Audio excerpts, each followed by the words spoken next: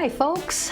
Wow, we're on our 12th episode of CHOPZ, and that's my all-music show featuring cool topics about the business of performing, recording, and everything that leads up to it. And I've been having a great time doing this, so I'm so happy to be featured here on Bloomfield Community TV. So if you've been watching, thank you, and if you're just joining us for the first time, thank you and welcome.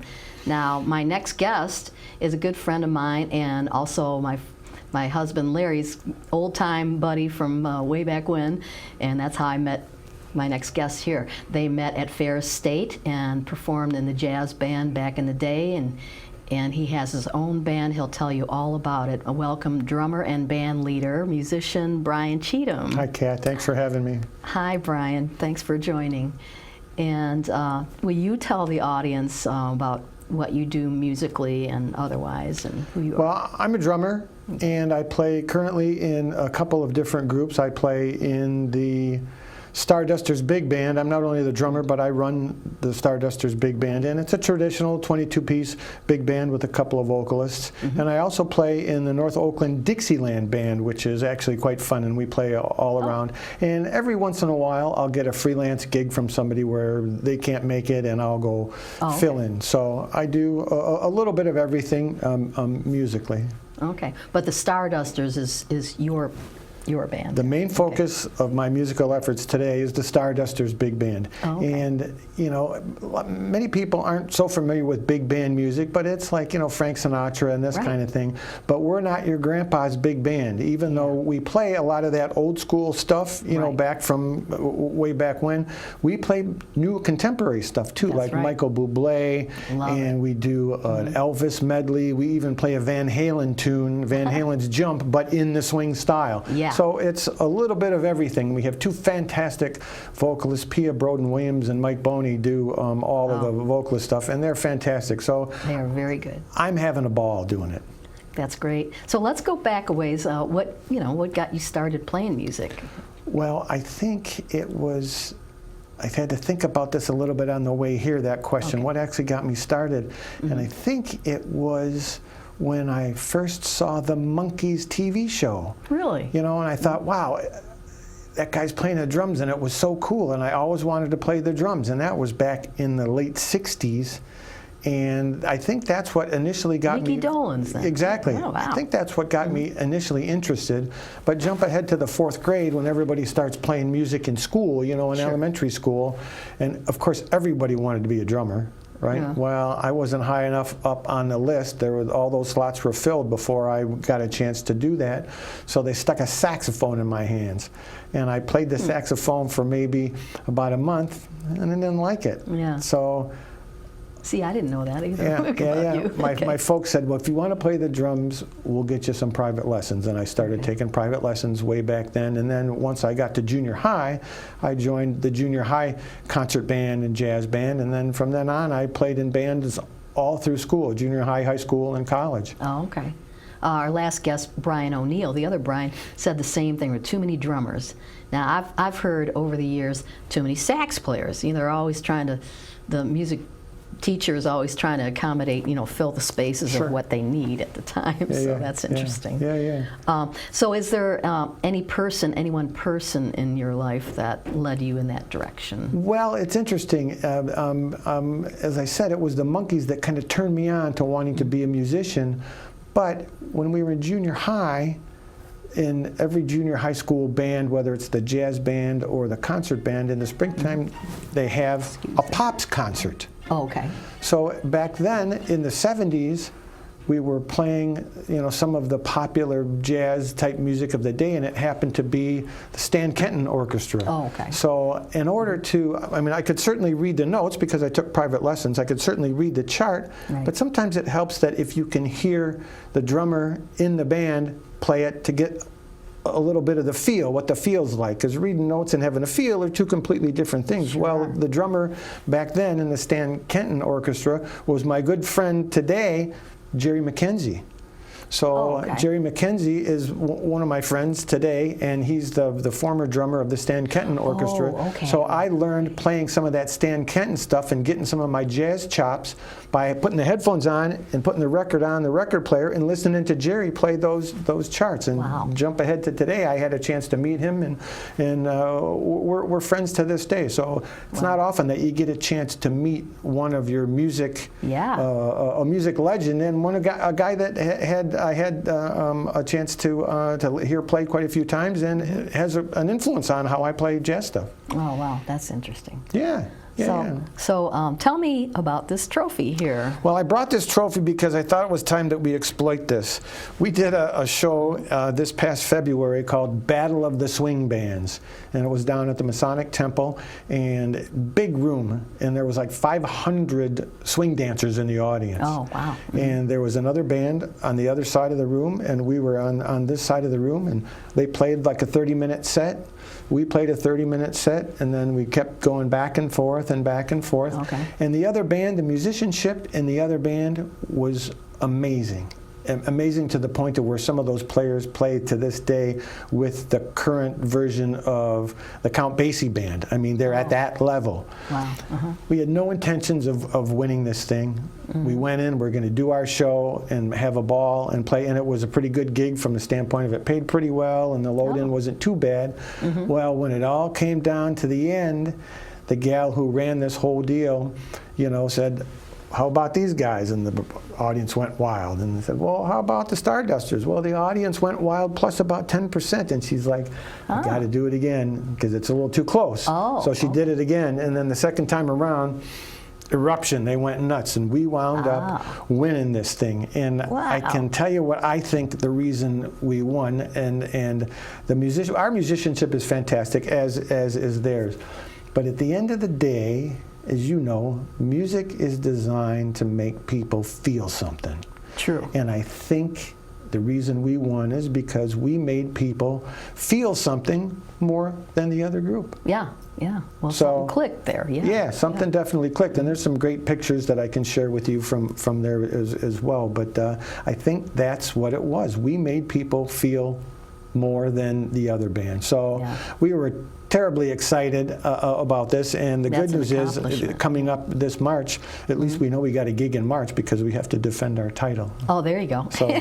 So they're looking right now for another band to go up against us. Got to have a pretty big mantle you bet. showcase for that thing. That sits in Stanley Cup or that sits in my music room. Yeah. So we've had some fun times hanging around the Ferris State Dinosaur Band. So you and my husband Larry went to Ferris State. And the band was called the Dinosaurs, is that right? Well, the alumni band. It was the Ferris State Alumni Jazz Dinosaurs. And what that was, they invite everybody back that's ever played in the jazz band at Ferris to play a concert. And it gives new meaning to the term big band because there's like 20 trumpet players and 25 sax players. It's a big band, but it's a fun weekend. But and that's where back in the day in jazz band at Ferris, that's where I met your husband Larry, and Larry's my best friend in the world.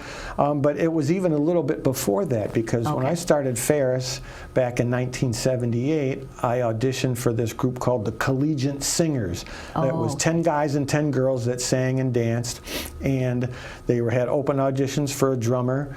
And the guy who was at the head of that thing said, "Can you read?" I said, "Yeah." He puts this chart down on the stand in front of me, and he plays, and I played along with it. And coming right out of high school, where I was in band 3 hours a day, I'm reading all the time, right? So reading was not a big deal. He says, "Okay, you got the gig." Well, it just so happens that Larry was the guitar player. So that's how we first met back in the fall of 1978. And what a great gig that was because one, it was college credit. Two, we got a little scholarship of like $300-400 for it. And three, we had a tour bus and we toured around the state playing shows all over the state. It was a ball. I didn't know that. Yeah, it was a ball. I didn't remember. Yeah, and then that turned into playing with that group and in the jazz band. Okay. But back to the Jazz Dinosaurs, they do it every couple of years. Right. And it's great fun. It's still every couple of years, It's right? still every Oh, couple of okay. years. Yeah, it's great fun. There was one year where Harry Dempsey, who was the music director, Yep, right? yep, yep. Actually got me up on stage sitting in, and I can't read music, but there was, he picked a couple of songs that I figured, okay, I can do these, and Yep. and I remember it was fun. It was fun. a whole lot of It fun. was fun. So now, fast forward, like you say, your main band is the Stardusters, Yep, and yep. so tell us about that band, a little bit more of your Sure. repertoire, Sure. more detail about that. We play all over, and like I said, it's a 22-piece traditional size Okay. big band, and we play old stuff. I mean, like really old stuff, like In the Mood and this kind of thing. Yeah. And we play new stuff. We play a lot of Michael Bublé. I mean, we could do a whole set of Michael Bublé because we have Yeah, all those love that. arrangements. And we do Van Morrison's Moon Dance and all sorts of stuff. But the beauty of that group is that if we want to do something and we don't have the chart and we can't buy the chart, we got a guy, George Sinnott is the lead tenor player. Well, he can sit down at the computer and write and arrange for us. Right. So we can do some custom stuff. And we've had some stuff written by other arrangers around town as well. We just got a brand new chart. This fantastic keyboard player that plays with us, William Marshall Bennett. He's a composer, arranger, and he wrote an original tune for us. Okay. So we just got that last week, and we haven't even run it yet. But the next rehearsal, we're going to run that. So we're very excited to play that. And we do all sorts of different kind of gigs. We played a gig yesterday that was a concert at Clarkston High School where we were on the bill with the Clarkston Community Band, and we played a wedding about a month and a half ago at the Emerald Theater in Mount Clemens. That was great. And we've done private parties. We did a great, huge private party just this past January, and it was on stage at the Royal Oak Music Theater. Oh, we right. do nonprofit stuff. I think we have a clip of that coming up too. Okay, so, terrific. Yeah. And we play some of these concerts in the park. Every year we're fortunate enough to get this concert in the park gig in downtown Clarkston, outside in Depot Park. So we do a little bit of everything, and we rehearse a couple times a month. Yeah. And it's great fun. If it's not fun, I'm not doing it. Exactly. And I would think there's a good market for that, because I know there's people out there that do that type of dancing, the swing dancing or the Latin dancing. Yep. They go out and take lessons for that Sure, or whatever, you or bet. they're in dance You groups bet. and they're looking for bands like the Stardusters. Yeah, and that's one of the things that we do every couple of months too. We do a gig at the Waterford VFW. Oh, right. And we market it to swing dance places. So we have a mailing list of all of the dance academies around, and we market to them, and the people who are taking lessons, well, they can come there and practice what they've learned. Yeah. And it's great fun. Yeah, it's great fun. And when did you start that group again? Well, the Stardusters has been around for actually since I think like 1990, 1992. Oh. So I didn't know. for quite a long time. I've been running it for the past, I think, about 12 years. Oh, that's right. It was Bob Schultz. Bob Schultz started the band, Right. and ran it for quite a few years, and then he retired because it was he just wasn't up to it anymore, and I took it over. Yeah. It's not easy. I got to tell you, about running a band. It's not easy. Sometimes you got to wrangle 5-6 people. I got to wrangle 22.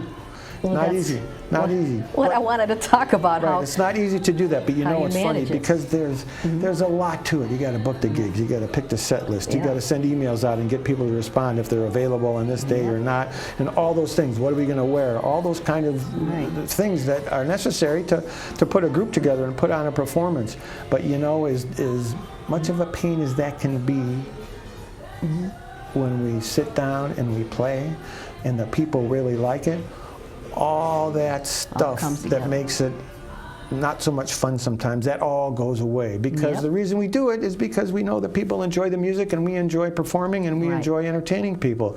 So, but as you know, it is. That's the payoff. And sometimes we make a little bit of money. It's not easy to find great paying gigs for a 22-piece group. Right. We get a few that pay pretty good, but we do it because we love it, not that we're trying to make a living at it. Okay. So but getting to the intricacies of organizing it, I guess Yeah. is what I'm getting at. Yeah. Do you do it mostly through emails, phone calls, or both, or do you have like a common calendar? All of the above. Yeah. All of the above. I keep a calendar and I share that with people, and I Okay. email, and sometimes I text. And some people use this thing called the Band app, which is kind of like a central depository for information, so everybody can go there. Right, Band app. But I don't. Hold on, I'm going to write that down. Yeah, but I don't. I just prefer to communicate with people via email. Is it called Band app? Yeah. It is called Band app. Yeah, Okay. I just communicate with people via email, and I get feedback. I'll use that term because it's a positive term. I get feedback from people sometimes that, you know, they'd rather I do this, they'd rather I do that. Well, it's an effort enough to get people to respond to an email. I'm not going to cater to 9 different people 9 different ways. I would rather get That's a the text. thing. I would rather get this. Well, here's the method. This is what we're doing. You know, Right. everybody gets email. Everybody can look at the email. Everybody can take. Not everybody looks at emails. Yeah, well, no, they don't. But if they miss something, it's on them because they know the method is email. Exactly. So, and it takes less than 5 seconds to say, yes, I'll be there. No, I won't be there. Right. You know, so. Yeah, I always have this thing say, okay, I sent the email, I sent the text. Next is carrier pigeon, you know, skywriting, you know, whatever it's like. Right, smoke signals. I'm too busy, you know, like, yeah, Right, everybody's right. busy, you know, Yeah. but we got to make this thing come That's together. right. You know? And the good thing about if somebody can't make it in our group for something, for a gig, whatever, there is a plethora of good players in this marketplace. Yeah. So we have a really deep bench, if you will. If a baritone sax player can't make it, there's 2-3 guys And that you are, got that the are charts. good. And we got the charts. Yeah. And we got the charts. And a lot of the guys, my first calls are always people that have played with us before or people that play in other big bands. Yeah. So I know that they know a fair amount of the tunes that we're going to do and that they're good readers. Right. Yeah. So you're going to try to lean on the ones that already know material, but Pretty much. But if it got down to it, you got the charts, and Yep. and Yep. that's the kind of direction I'm gonna, you know, I'm trying to go more in the direction of not just going to the stable players that know our material, but having charts. And I heard it from Larry, I heard it from you, and another person. Get your charts, and especially after that last show we did, I'm going to be doing more of that. You know, Yeah. it always helps if you got a roadmap. Yeah, You know, and in your particular case, in the type of music that you do, you know, all you need to do is verse, chorus, pre-chorus, and some chord changes and stuff. So Right. that and instead of writing out note for note this and this, because it's not the same kind of thing. You know, I've got a sax section, and they got to play in unison all these notes over these chord changes. So it's a little bit of a different animal. But if there's a roadmap, whether it's a full-blown chart or just the chord changes, it's only going to be beneficial. Yeah, and it's got to be written in a way where not just the language of any one player, the way they write it. It's got to be something that everybody can look at and understand. Consistent, you bet. Right. You bet. So your career outside of music is I'm an IT guy. Okay. But I worked at an IT company for 30 plus years, and I've done all sorts of different things IT-wise. But currently, I work at a place called People Driven Technology, and I do a lot of work with prospecting. I work with the marketing folks to help them put on some of the events. They're very event-driven, so I help put on a couple of different events, golf outings and such. So it's great because I can go to the office a couple days a week, and I can work from home a couple days a week. So, it's nice from that standpoint. Flexibility. Yeah, which is great. Is great. And also now, farther back, you mentioned that you were in this business as far as video. Yeah. When I was at Ferris playing in the music groups up there, my course of study was film and video production. Film and video production. So yeah, I got a bachelor's degree from Ferris in film and video production, and I worked in that industry for 10, 12 years out of college. Right, right. So going back to the charting music. We were talking about the computer program that you like to use. Do you use Finale or? Well, Yeah. I don't do any writing or arranging or any of that kind of stuff. If we need a chart, there's a couple of resources that we have to look online to purchase it, and there's a couple of places where you can, there's some public domain stuff where we can get them, and if we can't find them that way, we can put the touch on somebody and pay them to write it for us. Oh, okay. Or our own George Sinnott will write it for us. And I know that he used Finale up until the point of where Finale just recently announced that they're not going to support the product anymore. Oh, so their Finale is kind of like out of business. Oh, okay. So there's a myriad of different types out there, and it doesn't really matter. We don't care what you use, because ultimately it's going to wind up printed on a piece of paper and somebody's going to read it. Right. So there's a myriad of them out there, and I couldn't even begin to tell you the names of any of them aside from Finale. But as the group, we don't need them or use them to perform anything or to figure stuff out, because the chart's already done by the time it lands in our hands to read and perform. Well, like you say, you outsource that. We would hire somebody to, George would do it for us, or we'd pay somebody to do it. But I mentioned I was struggling with it in GarageBand, of playing the parts on piano. MIDI would turn to MIDI and putting it out in a chart form. So that, but that's not the GarageBand is not the optimum program for it, like I thought Finale was. But that's one of those things I got to Google search to see what's and ask some of your fellow musician friends that are doing it. What do they use and stuff? Because if you can hit a button and have it print out a chord chart after you've written it and put it all together, that's awesome, because it makes it just easy. You could just print it out and hand it to somebody, and they can follow the chord changes and do what they need to do. I have to look in my notes, because I think it was Duffy King that said it was called Sibelius or Sibelius or something like that, that takes audio files and reads them into and turns it into a notation. Yeah, so that's the thing I gotta hunt down my notes. But so the shows you have coming up, anything on the horizon? You have several things, right? We're going to be playing December the 6th at the Waterford VFW, which is up across from the airport, and that's one of those swing dance things. It's going to be their annual Christmas party.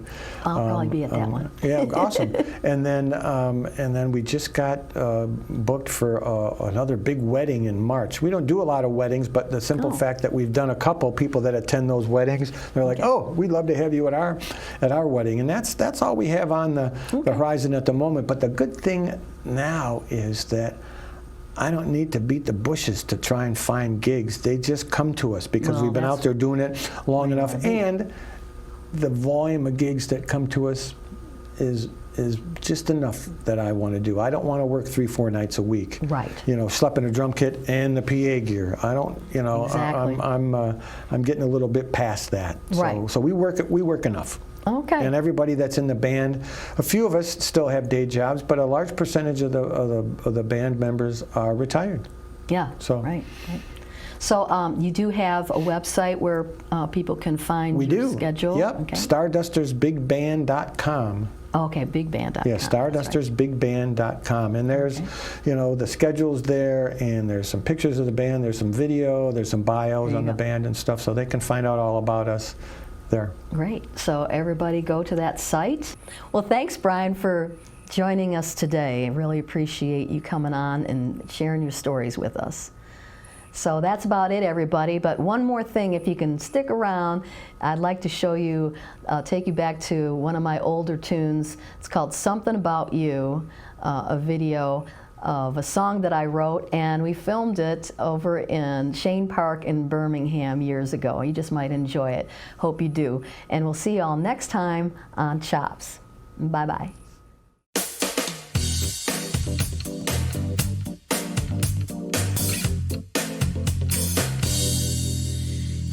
Feeling the way I want to feel, got me dreaming, yeah, I feel it's real, got me squealing, I'm like a little girl, and boy, you don't have to stop when you hold me, it's like a fairy tale when you rock me, the wind blows in my sail, and you know, boy, that you never fail to bring out the woman in me.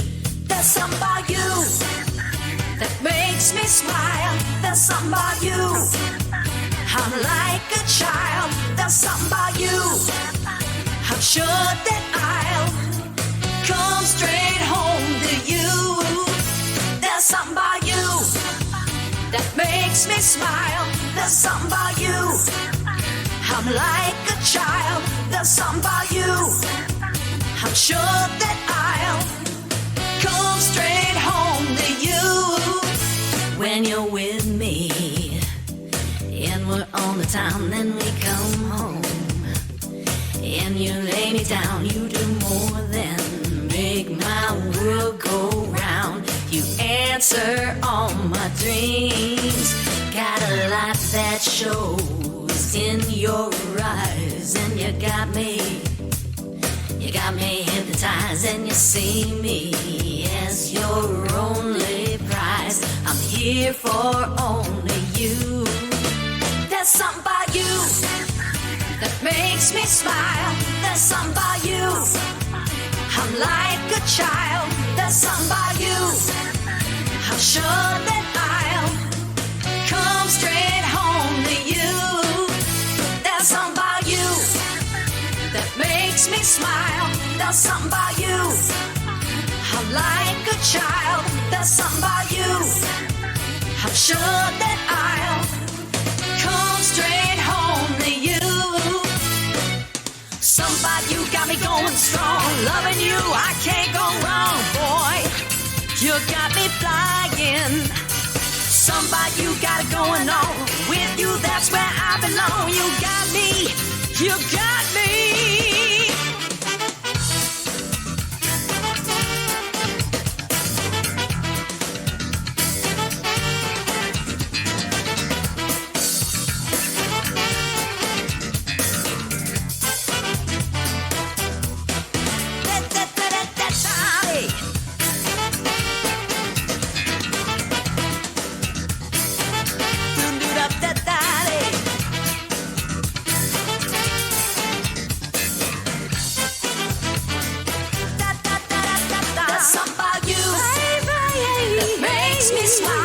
There's something about you.